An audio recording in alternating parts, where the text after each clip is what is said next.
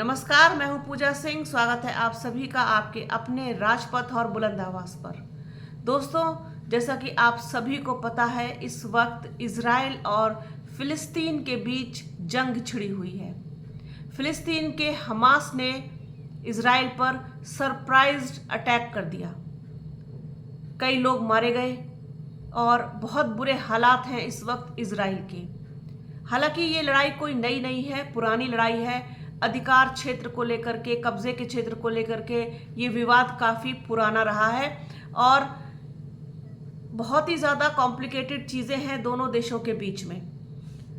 लेकिन हमारा देश हमेशा से ही फिलिस्तीन के साथ रहा है, चाहे वो प्रधानमंत्री इंदिरा गांधी हो, राजीव गांधी हो, अटल बिहारी वाजपेयी हो या फिर मनमोहन सिंह हो।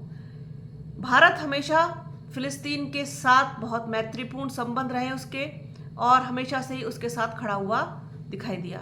लेकिन चूंकि आप जानते हैं कि 2014 के बाद इस देश में एक नए तरीके के राष्ट्रवाद का उदय हुआ है, और ऐसा मानने वाले जो अंधभक्त हैं उनके हिसाब से तो इस देश को आज़ादी भी 2014 के बाद ही मिली है।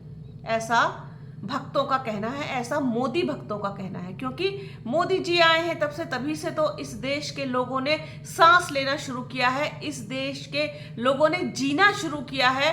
इस देश को वास्तव में देश बनाया ही प्रधानमंत्री नरेंद्र मोदी ने है। ऐसा मानना है मोदी भक्तों का, और ऐसा खुद प्रधानमंत्री नरेंद्र मोदी भी मानते हैं। अब बेहद दिलचस्प चीज जो आपसे बताने जा रही हूं, थंबनेल देख करके आप ऐसे समझ गए होंगे। हमारे देश में मणिपुर पिछले 5 महीनों से जल रहा है। उसकी सुध नहीं ली गोदी मीडिया ने एक बार भी। दिल्ली से महज 1700 किलोमीटर दूरी के करीब होगा मणिपुर, वहां तक नहीं पहुंच पाया एक बार भी गोदी मीडिया अपने संस्थान का बैच लगा करके और माइक आईडी हाथ में लेकर के। पहुंच भी नहीं पाया, कवरेज भी नहीं कर पाया, वहां की दशा भी नहीं दिखा पाया, और एक भी सवाल नहीं कर पाया प्रधानमंत्री नरेंद्र मोदी से और उनकी सरकार से कि आखिरकार ये क्यों हो रहा है, किस लिए हो रहा है और ये कब तक होगा। मणिपुर में 300 से ज्यादा लोगों की मौत हो गई, लेकिन गोदी मीडिया 1700 किलोमीटर चलकर नहीं जा पाया, जबकि इजराइल में 260 के करीब लोगों की मौत हुई है और 4000 किलोमीटर दूर हमारे देश से है इजराइल। वहां पहुंच जाता है गोदी मीडिया रिपोर्टिंग करने के लिए, लाइव दिखाने के लिए वहां से, क्योंकि कारण है इस समय जो हमारे देश के प्रधानमंत्री हैं वो अपना समर्थन जो है वो दिखा रहे हैं इजराइल के साथ, जबकि भारत हमेशा से समर्थक रहा है फिलिस्तीन का। अब चूंकि उनको तो कुछ अलग करना है ना, उनको तो किसी ना किसी तरीके से यहां पर भी वो चीज दिखानी है, क्योंकि यहाँ का जो मुसलमान है या कहीं का भी जो मुसलमान है वो सब खड़े हैं फिलिस्तीन के फेवर में, इजराइल के नहीं। क्योंकि किसी भी तरीके से मॉरल वैल्यू को भी देखते हुए और हर चीज से इजराइल जो है वो कहीं टिकता ही नहीं है। लेकिन अब चूंकि यहाँ का भी माहौल खराब करना है, यहाँ का भी माहौल बिगाड़ना है, यहाँ भी दो फाड़ कराने हैं, तो ये तो बट नेचुरल है कि वो इस तरीके का करेंगे ही करेंगे। और जिस तरीके से यहाँ के लोगों की भी प्रतिक्रिया आ रही है, क्योंकि आप अब भावना जब भड़काओगे तो वो भड़केगी, ठीक उसी तरीके से जैसे आग में जो है 2-4 बूंद पेट्रोल की डाल दी जाए, सेम वही कंडीशन। अब चूंकि ये गोदी मीडिया, भांड मीडिया अपना राग आलापता हुआ और अपने साहब के कहने पर, अपने आका के कहने पर, अपने संस्थान जो इनके बिके हुए संस्थान हैं उनके कहने पर ये पहुंच गया है इजराइल, और वहां जाकर अपना तमाशा पूरी दुनिया को दिखा रहा है। और सबसे मजेदार बात यह है कि जो लोग इनको देख करके ताली बजा रहे हैं उनको ये नहीं पता कि ये वही लोग हैं जो अपने देश में जलते हुए मणिपुर पर 2 शब्द नहीं बोल पाए, कभी कोई टीवी प्रोग्राम नहीं कर पाए, कभी कोई डिबेट नहीं कर पाए, कभी कोई लाइव प्रोग्राम नहीं कर पाए, वहां तक ये पहुंच ही नहीं पाए, क्योंकि इनको हो सकता है कि मणिपुर जाने का वीजा ना मिला हो। यही कारण हो सकता है कि ये मणिपुर नहीं पहुंचे। अदरवाइज तो इजराइल का वीजा तो उनको फौरन मिल गया जाने के लिए। 300 से ज्यादा इंसान मर गए मणिपुर में। 4786 के करीब घर जला दिए गए। 386 से ज्यादा धार्मिक स्थलों को आग लगा दी गई, जिसमें चर्च और मंदिर दोनों शामिल हैं। और 100 के करीब ऐसी लाशें अभी भी वहां पड़ी हुई हैं जिनको कोई क्लेम करने वाला नहीं। ये सब नहीं दिखाते, ये सब नहीं दिखाया एक बार भी, अपने देश के हालात नहीं दिखाए एक बार भी। लेकिन दूसरे देश में क्या हो रहा है, दूसरे के चूल्हे में कितनी आग है, वो दिखाने के लिए पहुंच गए। बच्चों को दूध नहीं मिला मणिपुर में, भूखों को रोटी नहीं मिली, बुजुर्गों को दवाई नहीं मिली, बीमारों को इलाज नहीं मिला,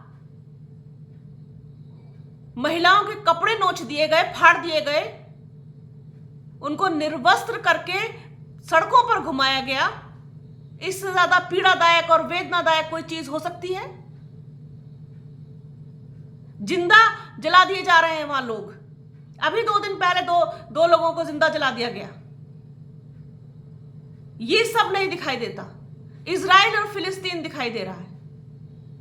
अरे पहले अपने घर की तो आग समेट लो, तब जाकर के दूसरे को दिखाना। अगर तुम लोग इतने बिकाऊ ना होते, बिके हुए ना होते, तुम्हारी आत्मा जो है दूसरे के हाथ गिरवी ना रखी हुई होती, तो तुम आज इन सब चीजों पर भी सवाल पूछ रहे होते। तुम सवाल पूछ रहे होते अपने सिस्टम से, अपनी सरकार से, अपने पीएम से कि आखिरकार ये हमारे देश में क्यों हो रहा है, आप इसे रोकते क्यों नहीं हैं?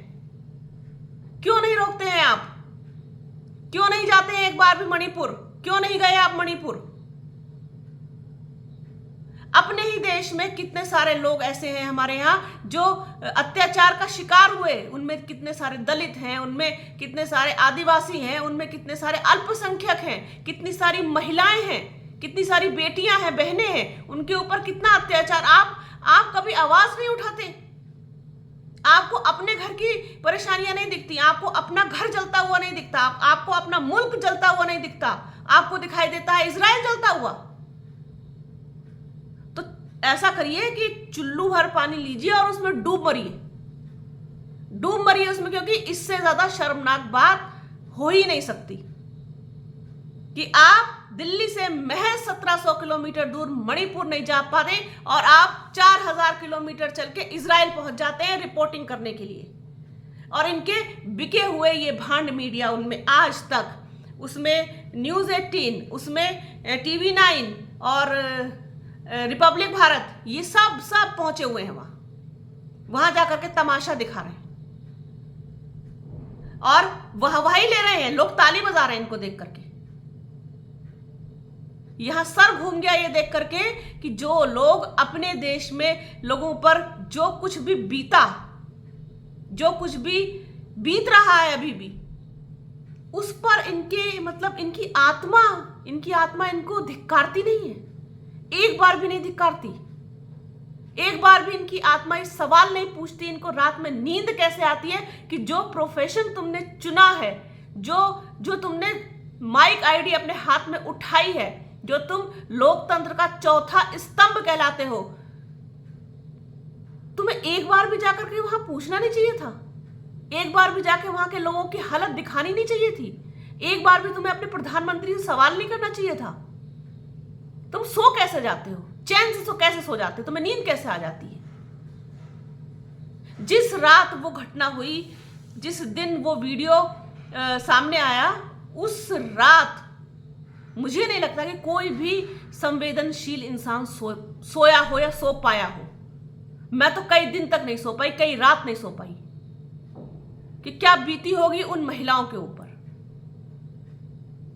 और तुम चैन से सो जाते हो, तुम रिपोर्टिंग करने इजराइल पहुंच जाते हो। अब चूंकि इनकी आत्मा बिक चुकी है, इनके लिए कुछ भी अब कहना मतलब क्या बोले।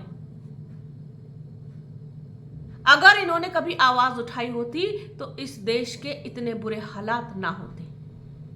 इन्होंने अपना सब कुछ बेच के गिरवी रख दिया है अपना, और सब कुछ बेच दिया है, उनका सब कुछ बिक चुका है।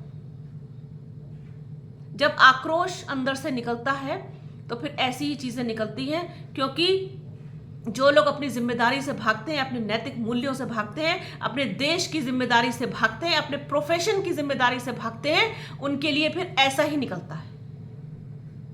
तो जब ये रिपोर्टिंग कर रहे थे इजराइल से, वो चीज मैंने देखी, वो वीडियो देखे, तो एक मन में तुरंत ख्याल आया कि इसको लेकर के बहुत जरूरी है एक वीडियो करना और इन जैसे लोगों को आईना दिखाना। लेकिन इनको शर्म नहीं आएगी जरा सी भी, ना इनकी अंतरात्मा इनको धिक्कारेगी। पर हम सच कहेंगे, डंके की चोट पर कहेंगे और खरी खरी कहेंगे, क्योंकि ये हमारी नैतिक जिम्मेदारी है। हम अपने प्रोफेशन के साथ गद्दारी नहीं कर सकते।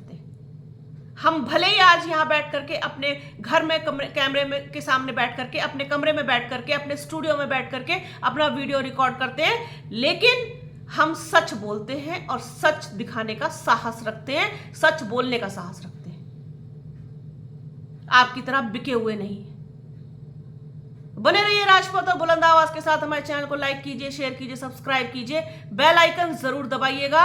अपना और अपनों का बहुत ख्याल रखिए। जल्द मिलूंगी आपसे एक नए वीडियो में, एक नए मुद्दे के साथ। तब तक के लिए जय हिंद। और हाँ, कोई त्रुटि हो गई हो तो प्लीज माफ कीजिएगा।